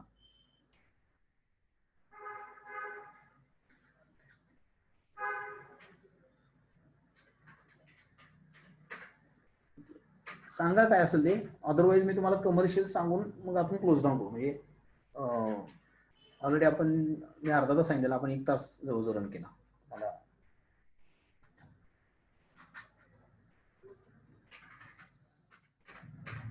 काहीतरी आहे चॅटिंगला. एज ऑफ नाव ओके, नो प्रॉब्लेम. ओके, आता मी यात तुमच्यासाठी सांगतो काही गोष्टी. भविष्यात मी आता याला कमर्शियल पण सांगतो आणि मी काय विचार केला ते पण सांगतो. आता यातला एक जर रिपोर्ट तुम्ही डेव्हलप करून घेतला कुठूनही, यातला एक सिंगल कुठलाही रिपोर्ट जरी डेव्हलप करून घेतला तर साधारणपणे एका रिपोर्टची कॉस्ट येते 3600 ते 4000च्या रेंजमध्ये. ओके, किंवा एखादं टूल तुम्ही ऍड करून घेतला, जसं डुप्लिकेट व्हाउचर सर्चिंग करून द्या. ओके, कमीत कमी 1800-900 रुपये तरी एखादा माणूस 900, 1800, 2700 या रेंजमध्ये कोणतरी घेणारच. मी काय केलेलं आहे, हा ऑडिट पॅक टोटल सगळ्यात सीएना, म्हणजे जेवढे चार्टर्ड अकाउंटंट आहेत किंवा जे कोणी इंटरेस्ट आहेत असं पॅक वापरण्यामध्ये, त्यांना वन टाइम म्हणजे इयरली सबस्क्रिप्शन मिनिमम कॉस्टमध्ये, म्हणजे 4500, 4500 मध्ये हा संपूर्ण पॅक द्यायचा प्लॅन आहे मला, हा टोटल. ज्याच्यामध्ये डॉक्युमेंट अटॅचमेंट सिस्टम येईल, क्वेरी शीट्स येतील. ओके, त्यानंतर डुप्लिकेट व्हाउचर नंबरिंग, ॲसेटचं एक बेसिक केलेलं, त्याच्यानंतर cost centre wise, multi company ledger आणि लेजर एक्स्ट्रॅक्ट, पेमेंट एखाद्या लिमिटच्या वरची, वेबसाईट्स. आणि प्लस तुम्ही इथं बघितलात की काही मेनूमध्ये नाही आहेत गोष्टी ज्या इकडे आहेत, म्हणजे सेल्समध्ये किंवा परचेसमध्ये जर बघितलं तुम्हाला दिसेल येते की या गोष्टी आपल्याला मिळणार आहेत. आता हे जे आहे ते सगळंच त्या एका पॅकमध्ये अवेलेबल आहे. प्लस एक अशी पण जस्ट थिंकिंग असं आहे की जर नंबर ऑफ काउंट्स जास्त असतील, म्हणजे समजा एक 15-20 लोक त्याला इंटरेस्ट असतील टोटलिटीमध्ये, एक 31 ऑगस्ट पर्यंत एक 15-20 लोक झाली समजा, तर माझ्या डोक्यात असं आहे की हे याच सेम प्राइसमध्ये पुढे वर्षभरात जेवढे काही गोष्टी मी नवीन टाकेन त्याच्यामध्ये, काही माझे जवळचे सीए ते काय करतात की काय ते सुचवत असतात की असं करूया तसं करूया. परवाच भोसले सीएनचा फोन होता की ते म्हणले की अशी गोष्ट की आम्हाला एखादी कंपनी टॅक्स ऑडिटला एलिजिबल आहे का नाही, तर त्याच्यामध्ये जो काही नवा क्रायटेरिया आलेला आहे की टोटल टर्नओव्हरच्या 5% हे काहीतरी कॅश मधलं 5च्या आत असायला पाहिजे, 5%च्या वर गेलं तर ऑडिट लागणार.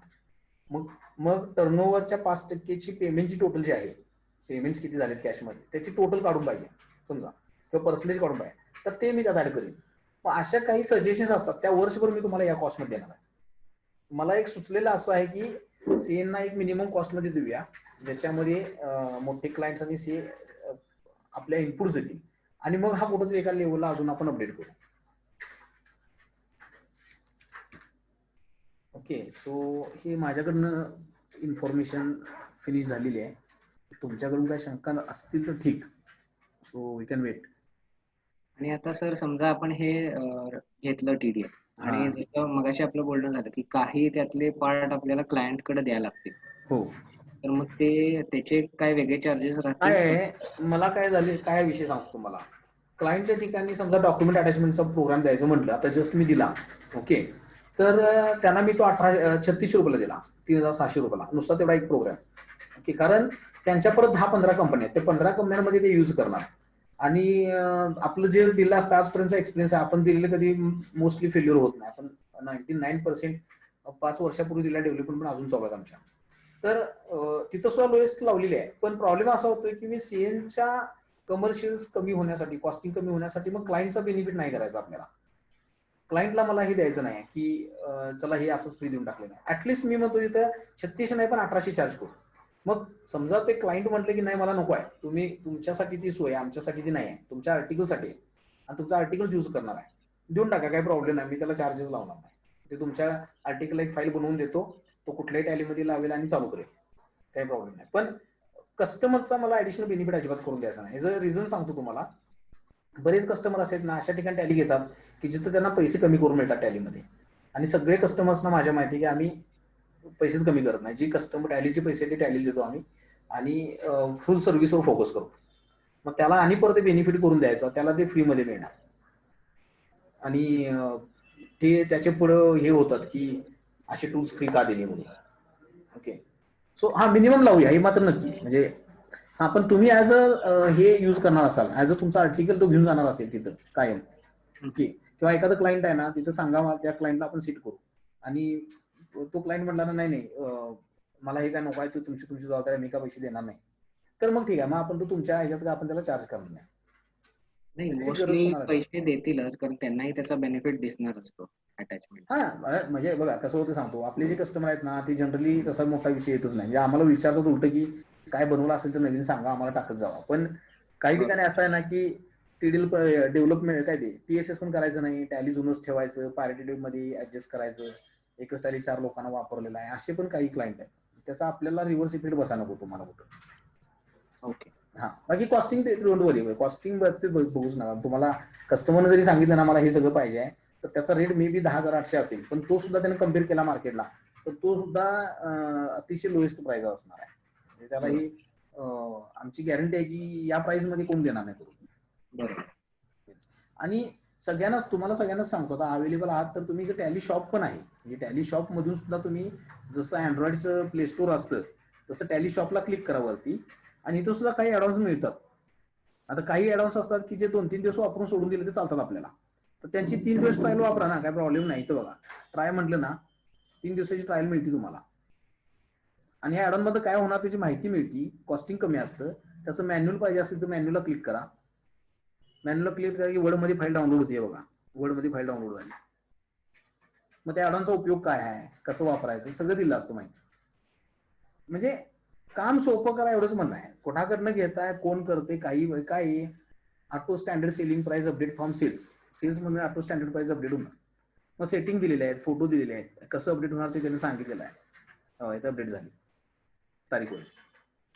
ओके, फक्त याचं ह्या ऍडव्हान्सचा ड्रॉबॅक काय असतो, यात तुम्हाला हालचाल काय करून मिळत नाही. जसं आहे तसं ऍक्सेप्ट करायचं. ते तुम्ही स्वतः काय सांगू शकत नाही तुम्हाला असं पाहिजे तसं पाहिजे. मग हे कॉस्टिंग कमी बसतं आणि आपल्याकडचं कॉस्टिंग थोडं वाढतं. ओके, होपफुली सर्वांना अंडरस्टँड झालेलं आहे जे काय दाखवलेलं आहे ते. ज्यांना रिक्वायरमेंट असेल त्यांनी कनेक्ट करा. तुमच्या सिरियल नंबरला मी देईन. इथून पुढचे वर्षभर जेवढी मी गोष्टी त्यात टाकेन त्या सगळ्या तुम्हाला त्याच कॉस्टमध्ये येतील. ओके, असं पण करू शकताय की तुम्ही म्हटलात की नाही मला अपडेट्स काय नको आहेत. ओके, आणि जे आहे तेवढं बाजार आहे, यातल्या 2-4 गोष्टी वापरल्या की माझं आता काम होतंय, तर मी आता 4,500 आहे, 3,600 मध्ये सुद्धा तुम्हाला हे अवेलेबल करून देईल. माझं इंटेन्शन एवढंच आहे की हे मॅक्झिमम सेल पर्यंत त्याचं ट्रायल पोहोचावं, कारण आपल्याला तितकं ऍडव्हान्स लेवल ऑडिट होत नाही. ओके, एक जस्ट आठवलं म्हणून एक सांगतो बिफोर क्लोजिंग द सेशन. मी मागच्या एका सेशन मध्ये शिकवलं होतं की तुम्हाला आता उपयोगी पडेल ऑडिटमध्ये display account book sale register. समजा हे सेल रजिस्टर आहे. ओके, तर याला नॉर्मली जे एक्सपोर्ट करता, मी सांगितलं होतं की नॉर्मल एक्सपोर्टच्या ऐवजी पायवट एक्सपोर्ट होतो. हे नॉर्मल एक्सपोर्ट करतो आपण कॉलमनर वगैरे करून, त्याच्याऐवजी इथं फक्त पायवट करा. मी हा मुद्दाम दाखवते कारण ऑडिटमध्ये आहोत आपण. बघा इथं नो म्हणताना खाली कॉलम वेगळे या ठिकाणी आणि यस केल्यानंतर कॉलम बदलतात बघा. आणि इथं जर तुम्ही त्याला सांगितलं की मला आयटमच्या प्रॉपर्टीज पाहिजेत, GST पाहिजे, लेजरच्या प्रॉपर्टीज पाहिजेत आणि सेव्ह केला, तर हा एक एक्सेलचा फाईल असा बनेल की जो प्रत्येक आयटम म्हणजे पायवट टेबलसाठी लागणारा डेटा ऑटोमॅटिक तयार करून मिळेल. पूर्ण डिटेल नॉर्मल सेल रजिस्टर सोडून, म्हणजे GST किती आहे, त्याचा HSN कोड काय आहे, ओके, सर्व्हिस आहे का गुड्स आहे, सगळ्या गोष्टी इथं ऑटोमॅटिक फिल होतील. आणि याचा पायवट करायला किती 5 मिनिट लागतात. जे लोक पायवट टेबल शिकलात चांगले, त्यांना माहिती आहे पायवट टेबल, ते लक्षात एवढंच ठेवा की एक्सपोर्ट करताना नॉर्मल एक्सेलच्या ऐवजी इथं या आणि पायवटला येस म्हणा. परचेस सेल रजिस्टरला हे बटन चालतं. प्रत्येक एंट्रीतले प्रत्येक आयटम, त्याची डिटेल, त्याचा HSN, त्याची पूर्ण डिटेल, डिस्काउंट किती मिळाला काय, मग त्याच्यावरून तुम्हाला काय हवं ते अनालिसिस करा. ओके, आपल्या तुम्हाला आता वापरले काही हे टूल पायवट टेबल कौशिक सर तुम्ही वापरले? नाही सर, तुम्ही मागच्या ते दाखवलं होतं एका ट्रेनिंग मध्ये, ते आता वापरून येस, बघतो मी. हे वापरा. तुमचं आता अनालिटिकल काम आहे आताचं टॅक्स ऑडिट जे आहे ती, म्हणजे आपल्याला बरं. असं शोधावं लागेल की असा कोणता आयटम आहे की ज्याच्यावर जीएसटी लागलेलाच नाही, किंवा असा कोणता आयटम आहे ज्याच्यावर 28% जीएसटी लागलाय आणि ही पार्टी तर 28%चा कुठला आयटम विकतच नाही. बरं. ओके. किंवा असं काहीतरी असेल की 0 रेटनं माल विकलेला आहे आणि त्या आयटमला 0 रेट खरोखर आहे का. तर काय माहिती का, मला जे जाणलं त्या प्रॅक्टिसवर मी हे डिस्कस करतोय. बऱ्याच ठिकाणी मला असं जाणवलं की क्लायंटनं जाणून बुजून 5% आयटम विकलेला आहे आणि परचेस आहे 12%. आता सरळ सरळ हे आहे सेल परचेस मध्ये केलेलं आहे, समोरच्या पार्टीला डिस्काउंट देता यावं म्हणून 5% लावलेला प्राइस कमी करण्यासाठी. आता हे लोक सापडतील त्यावेळी सापडतील, ऑडिटमध्ये तर आपलं काम होईल ना असं काहीतरी टूल वापरून. बरोबर. बरोबर. सो मी सेशन क्लोज करतोय. काही शंका तरी कोणाची आलेली नाही. I hope sir. नाही सर, छान झाला सेशन. आणि अजून काही जर शंका असतील तर मग आम्ही तुम्हाला डायरेक्ट कॉन्टॅक्ट करू. Yes yes, thank you sir. Okay, Swapnil sir पण आलेत शेवटी. Yes sir. हा yes. Session start to end बघितलात का, मध्ये आलात? ऑलमोस्ट एंडला आलो, पण मला जे मेन बरंच कळायचं होतं ते समजलं मला. ओके, तर ह्याची रेकॉर्डेड व्हिडिओ मी ह्याच्यावर शेअर करतो. ओके, टेलिग्रामवरती. येस. हा टेलिग्रामला शेअर करतो, जेणेकरून त्यात तुम्हाला त्याचं ऑडिट पॅक बऱ्यापैकी समजेल सगळा. येस. ओके, काम सोपं व्हावं हाच एक उद्देश आहे. याच्यामध्ये कॉस्टिंग हा अगदी नाहीतर गेले 3 महिने हे तसं पण मी फ्रीज ठेवलेलं आहे. वापरा आणि नाही, मी वापरतोय सर. तुम्ही जेव्हा जेव्हा पाठवताय की नाही, म्हणजे आतुरतेने वाट बघत असतोय की कधी आता नवीन येईल. अगदी अतिशय छान आहे, काही प्रश्न नाही. थोडस सजेशन्स पण द्या, कारण माझं थोडं काम हा. चालू आहे 43B किंवा 269 SST याच्यावर काम चालू आहे हा माझं. हा हा की तुम्हाला तो आणि केलेत पण मी ऍक्च्युली चालू आहे, म्हणजे डेव्हलप पण केलेत, पण हा हा मलाच एक्झॅक्ट गॅरंटी नाही की सगळे सीए त्या इथं पण वापरतच नाही टॅली, म्हणजे टॅलीचा युजच हा. होत नाही. म्हणजे आता मला स्पेसिफिकली कशासाठी मला हा, सांगायचं की मी सांगा आता ना. कशासाठी वापरलंय तुमचं. हा तर जे ते आयटम वाईज रेट चेंज आहेत की नाही, आता मी 18-19 ऑडिट करतोय, माझ्याकडे एक इलेक्ट्रॉनिक्सचं डिस्ट्रीब्युटर आहे. हा तर त्याच्यामध्ये बरेचसे एसीचे वगैरे काय काय टीव्हीचे थोडेफार रेट चेंज झालेत. मग ते हा. कुठल्या दिवशी चेंज झालेत आणि नोटिफिकेशन प्रमाणे कुठल्या दिवशी चेंज झाला आणि ह्यांनी सिस्टमला कधी चेंज केला, हे जर मला Yes. सगळ्याचं एकत्र बघायचं असेल तर तुमचं टीडीएल वापरूनच मला ते करता येतं, नाहीतर मला ते शक्य नव्हतं ते कसं बघायचं. Yes yes, thank you. नाही काय आहे, टॅलीतनं सुद्धा हे निघतं, पण त्याचे मार्ग आहेत ते थोडे लांबचे आहेत. म्हणजे त्यांनी त्या अँगलनं बनवलंच नाही. ते म्हणतात काय हवं ते बनवून घ्या ना, तर तो अँगल त्यांचा नाही आहे ऑडिटचा. पण मग आता तुम्ही जे म्हणता त्या पद्धतीने गेलात तर म्हणजे हे यूज केला असाल तर तुमचं काम 5 मिनिटात व्हायला पाहिजे, एकदम सोपं. आणि माझं तरी म्हणणं असं आहे ना की कुठल्या डेट पासून चुकीचा रेट लागलाय ना, त्या मधली सेल बिल बघायला पाहिजे. माझं प्लॅन असा होता की तिथं पुढंच ते सेलचा फिगर आणि जीएसटी काढून द्यायचा की चुकीच्या आकड्याने किती जीएसटी झालेला आहे. हा, आता मी त्याच्यासाठी मग ते जीएसटी 1 मधनं जातोय. हा बरोबर आहे, जीएसटी 1 HSN समरी काढतो आणि मग तिकडनं बघतो. हा बरोबर आहे, कारण की मला बघताना सगळे एचएसएन बघायचेच नाहीयेत, मला मोठ्या व्हॅल्यूचे एचएसएन बघायचे मेन. 70-80% व्हॅल्यू कव्हर होईल असे बघायचे. इथं तुम्ही काय करा सांगतो तुम्हाला.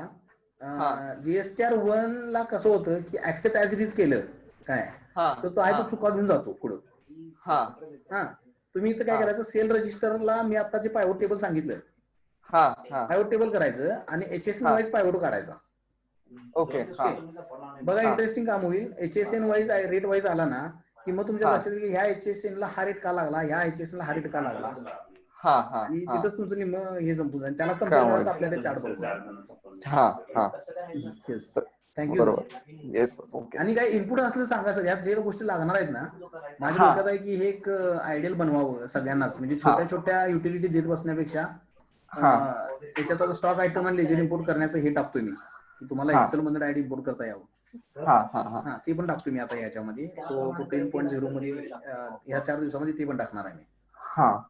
म्हणजे मला आहे आता लेजर वाईज समरी, लेजरची समरी जी तुम्ही सांगितली, तर त्याच्यामध्ये मी जसं विचार करलो त्याच्यावर आपल्याला काहीतरी इम्प्रुव्हमेंट करता येईल छोटीशी. फॉर इन्स्टन्स आता आपण ते ऑडिट पॅकच्या मेनू मधून जातोय, मी एखादं लेजर बघतोय तिकडच ते बाजूला तसं काहीतरी बटन आलं त्याचं. हा, देऊ शकतो ना.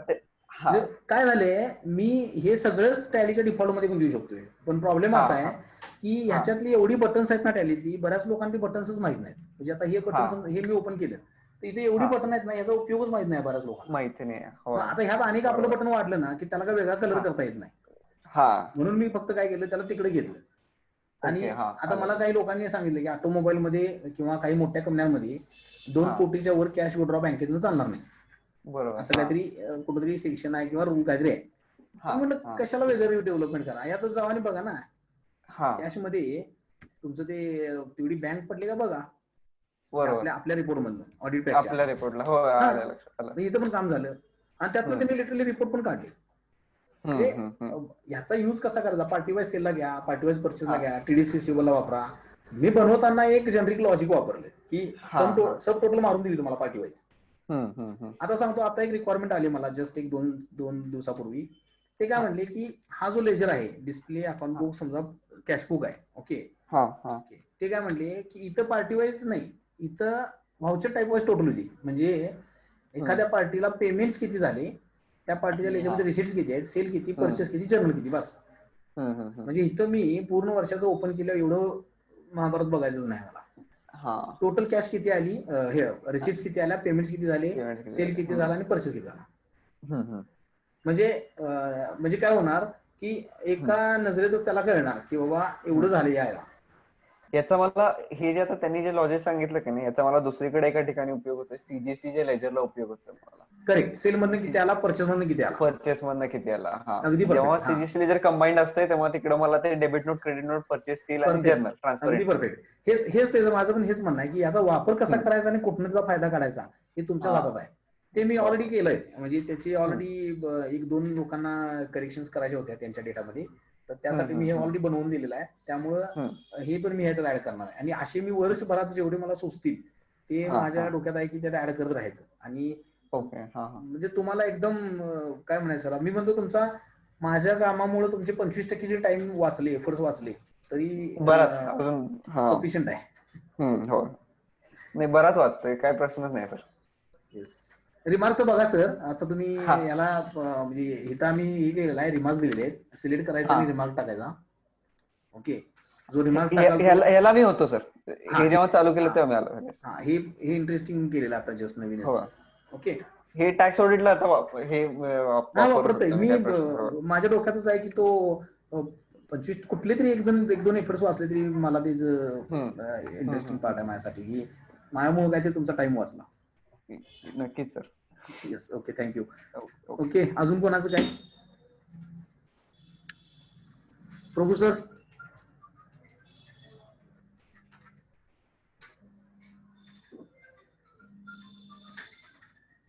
ओके, आय होप की सगळ्यांचं क्वेरीज तरी सॉल्व्ह झालेत. सो मी सेशन क्लोज करतोय. मी याचं रेकॉर्डिंग तुम्हाला सगळ्यांना आपल्या टेलिग्रामच्या ग्रुपला शेअर करेन. जे CA टेलिग्रामला नसतील त्यांनी डायरेक्टली ऍक्सेस मला हे व्हॉट्सअप टाका, मी तुम्हाला ऍड करून घेतो. Thanks for joining. Thank you. Thank you sir. Thank you. Thank you sir. Thank you.